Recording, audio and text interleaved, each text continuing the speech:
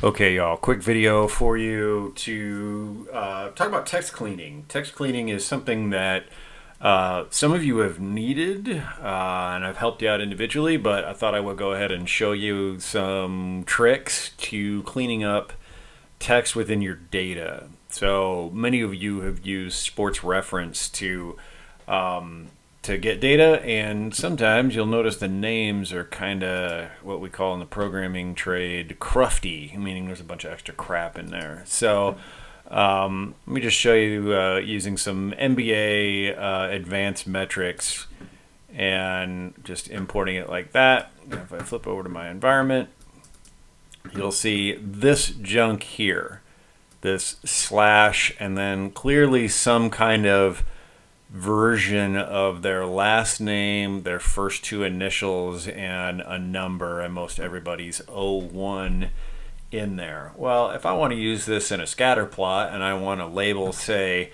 the scum of the earth, Grayson Allen, I would have to get rid of this. Like, I can't put this in a chart and think, oh, that's fine. I'm sure the readers will look at this and think nothing of it.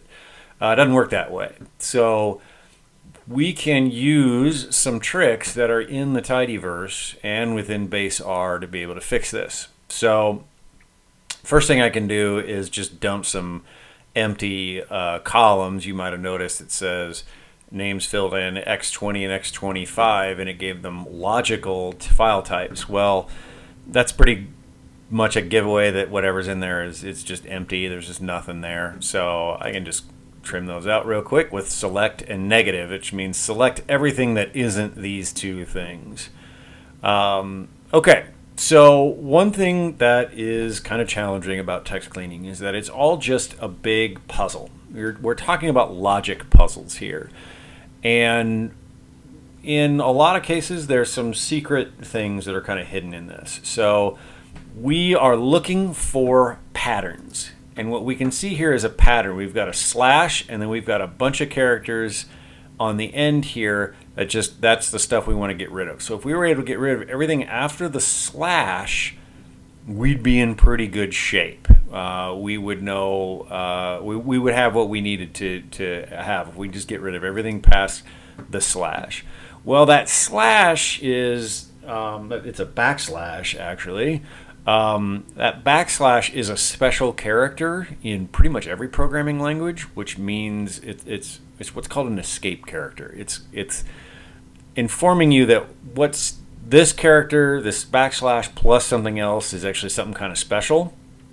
And then to be able to ignore that requires other escape characters. So in this case, in R, the way that we escape a slash is with more slashes, which is just kind of silly. So to get the slash, we have to use 4 slashes, believe it or not. So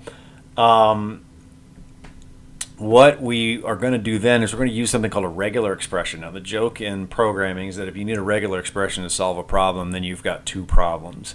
Regular expressions are hard. Regular expressions, honestly, could be a month of a programming class anywhere on campus. So we're just going to dip our toes in it, and we're going to use this bit right here, a dot and an asterisk. And what that means is everything else after this thing.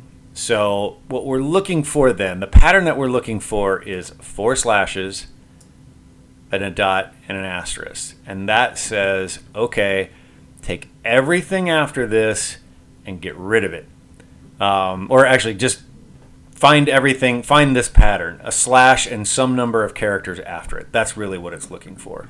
So we're going to use mutate, and we're going to mutate player, and then what we're going to use is this function called gsub, which is really looking for text patterns and replacing them. It's search and replace in R. Gsub is search and replace.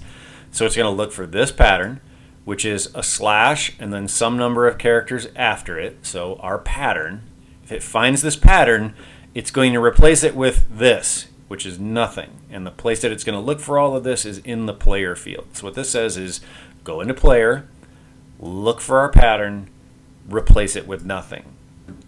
And if I do that, you'll see my names are now as clear as a bell, and I can go on talking all the mess I want about Grayson Allen, or really any Duke player for that matter. That is one way to strip out garbage, is to look for it as a pattern. Let me give you another example using some NCAA data for college volleyball, which has some interesting stuff in it, but one of them is look at the way that they record players. They have a name, a comma, the school, no comma, but the conference is in parentheses here. So if I wanted to know all Big Ten players in the top kills per set category, the top 150 kills per set players in the country, I kind of have to do some work here. And also, if I want to know how tall they are, I need to mess with that as well. So we can use this same pattern hunting idea in a different function to create multiple columns of data out of this. Now, the function is called separate, and it actually comes from tidyr, which is part of the tidyverse, as you might imagine. It's actually the namesake of the tidyverse. So I've got a data frame here called kills, and I'm going to use separate, and I'm going to separate the player column, this right here, into player and school.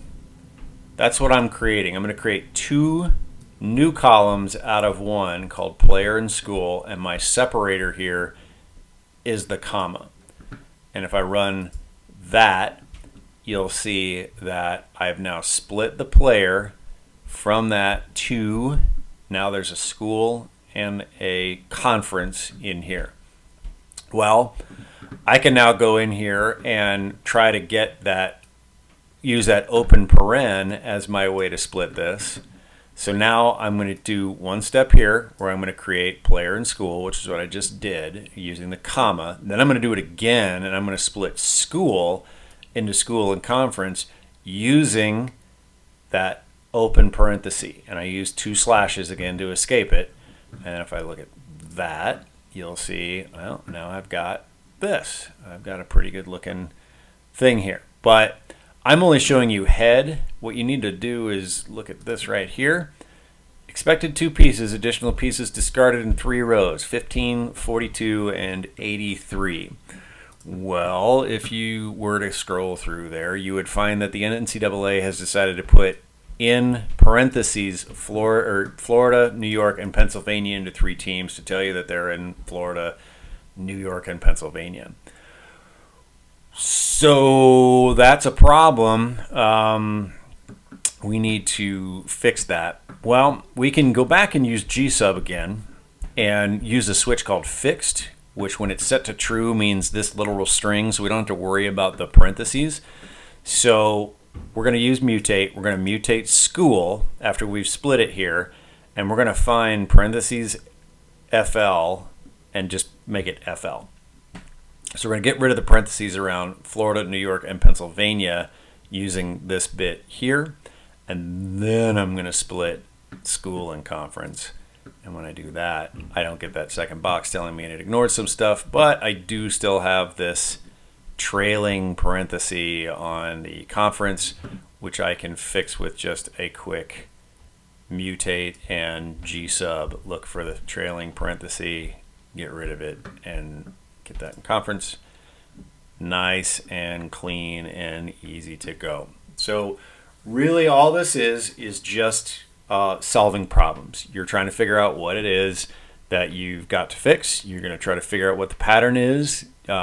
Usually there's a repeating pattern, and usually between gsub and separate, you can figure out a way to get yourself to the point that you need to be. So check it out. It's useful for you in your projects, and good luck.